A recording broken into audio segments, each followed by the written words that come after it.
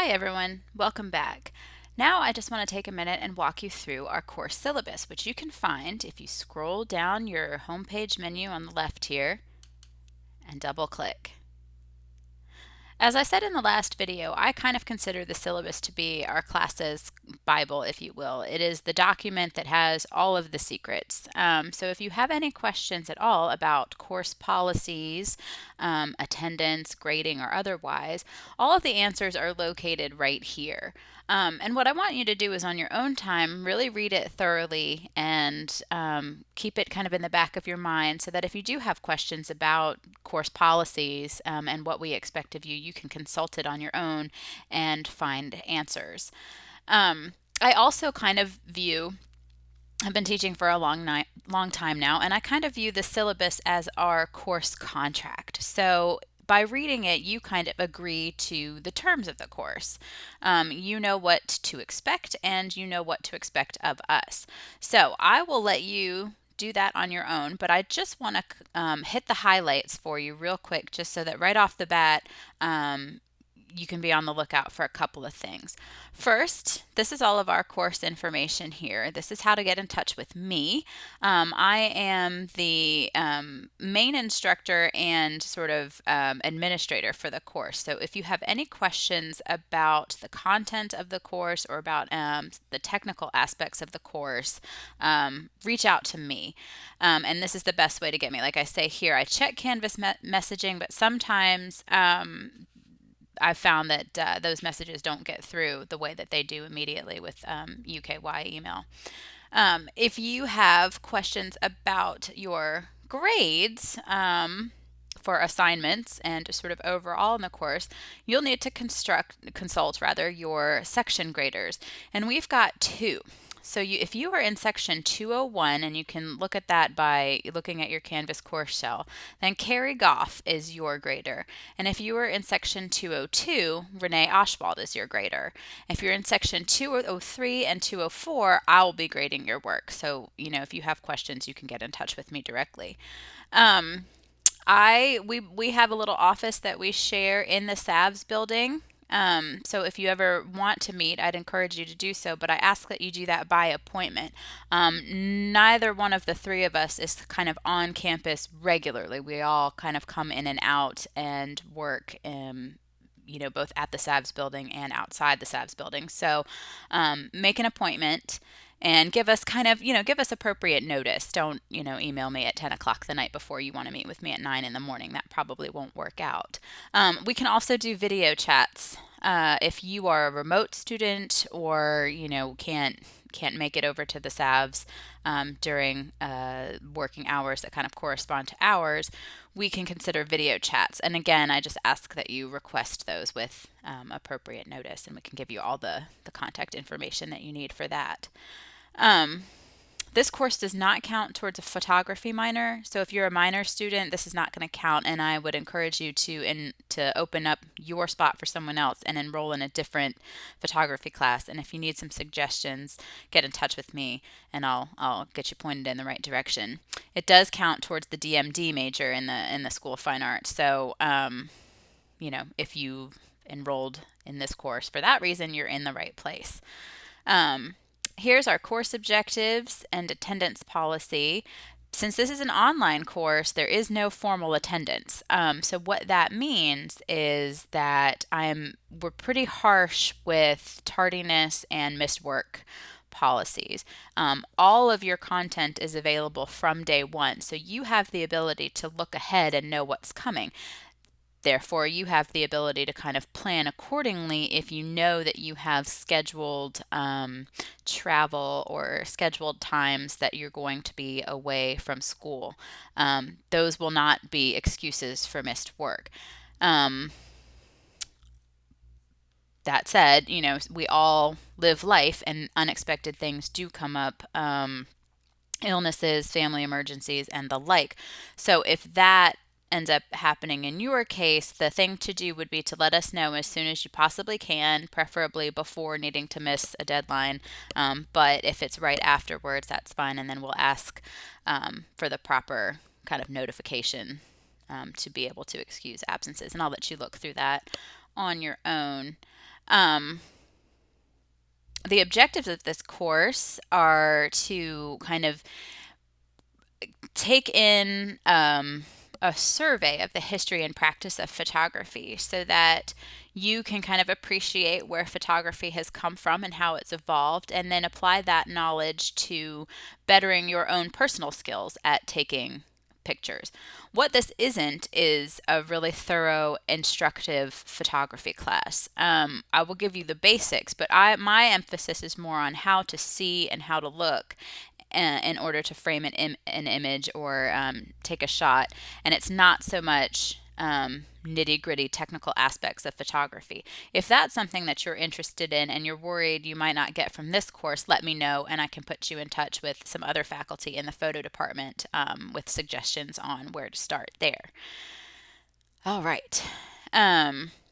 Just a quick word about grading opportunities. As I mentioned before, some sections have graders.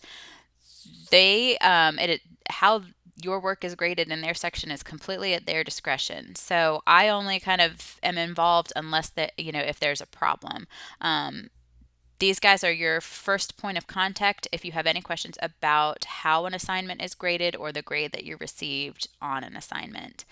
One thing that's really, really important is that for our shooting assignments, we ask that you take images specifically for each assignment. So the idea is that you know, digest all of the content of a particular module and lectures and supplemental readings, and then apply what you've learned to the act and practice of taking pictures. So we want you to get out and use the knowledge that you've learned to take your images. We don't want you to just sit and mine through your photo collection to choose images that might work. We do have the ability to kind of look at timestamps and all of that, so I ask that be sure to take pictures specific to each assignment, and don't submit old photos. Also, don't submit screenshots because they just are difficult to trace, and we just don't like them. So be sure that you take your photos according to the instructions and submit them in the files that we ask you to submit them in. Here are all of our, grading parameters, how things should be turned in. Just one little word here is that technical difficulties with submissions don't count as an excuse for missed late work. So basically what that means is that if you're uploading work at 11:30 for a midnight deadline and the upload will not go through and you miss that deadline, your work's still going to be considered late. You need to leave yourself plenty of time for the humdrum aspect of uploading your work to both Google and to Canvas. Sometimes, especially if you're working in the dorms, the wireless signal has not been that great. And so sometimes if you're in the middle of an upload and the wireless cuts out, your upload will not go through. So not only do you need to leave yourself enough time to get the work done, you also need to leave yourself enough time to double check that everything is where it should be. Because I've had several students across several semesters often get kind of bitten by this. They think their work has gone through, and then I go to open it on my end and I don't see it, and that's because they've lost internet connection, or something like that during the upload. So just be sure to double check on both ends when you submit your work.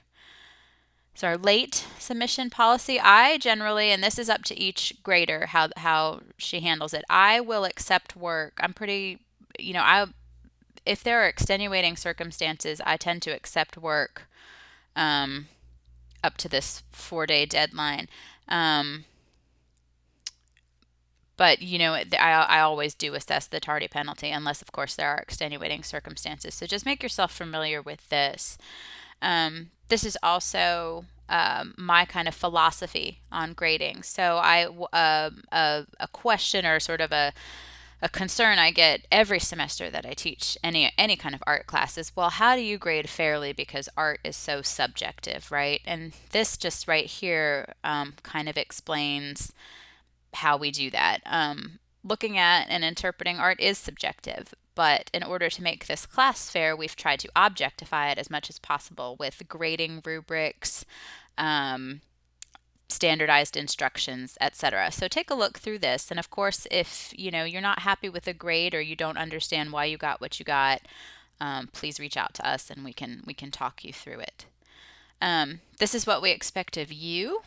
I will say that this class moves at a pretty quick pace, and we generally expect about 4 to 6 outside hours on the course, and that's hours outside of the time you spend watching lectures and reading the readings. This is sort of shooting time or writing time to get your assignments completed. So we move quickly, and it is easy to fall behind. I mentioned in the last little video that if you sense that you're falling behind, it's always best to get in touch with us as soon as possible so that we can help you manage your time a little bit. So please be sure to do that. And this is what we expect, what you can expect of us and what we can expect of you. We will be using both Canvas and Google Drive. Google Drive is where we will be storing our photos and where you can be uploading them so that we can all look at them. It's kind of after much trial and error, we've determined that is the best kind of way to share photos among such a large group of students. So in a video in the second module of this course, I will walk you through how to do the uploads to Google Drive, so you don't necessarily have to worry about that right at this minute. And then everything else is just kind of standard boilerplate syllabus things. One thing I will say is if you have a technical question that I can't answer for you, all of these resources are tremendously helpful. I feel like I call the IT services all the time for help with one thing or another, and they're always really friendly on the phone. So don't be afraid to contact IT support if you're having any technical issues, uploading, downloading, etc. We do require that you have a camera for the course because you will be taking pictures, but you do not need to purchase anything. Most students use their smartphone camera, and we've kind of found that that is pretty successful. If you have a DSLR or a point and shoot camera and you want to use those, by all means, please feel free. And in the second module of the course, we walk through kind of how to use those in a sort of basic way. So if you've got one and you're not quite sure how to use it to the best of its ability, just bring it along and do your work with it. But if you don't, you should be just fine. At the end of the syllabus here, you see your course summary. This tells you where we're going and how long it's going to take us to get there, the nuts and bolts. So it's pretty straightforward. And very important. So be sure to spend some time with the syllabus, and if you have any questions, let us know. One final thing I want to mention, and this will make a whole lot more sense when you start your first shooting assignment, is that if you look at the grading rubrics, you will see that the number of images I ask you for in each assignment is a minimum number of images. That is the number of images you've got to take to get a C, on that portion of the rubric. Taking more than that minimum will earn you more points, and you can see just how many by looking at each assignment's specific grading rubric. I'll go over that again because that always confuses people, but just know that, the instructions are sort of representative of the minimum amount of work that we expect you to do. And if you go above and beyond that minimum, you will earn more points and hit a better letter grade. Okay? As always, if you have any questions, please be in touch, and good luck as we dive in, and let me know how we can help in any way. Looking forward to a great semester. Thanks.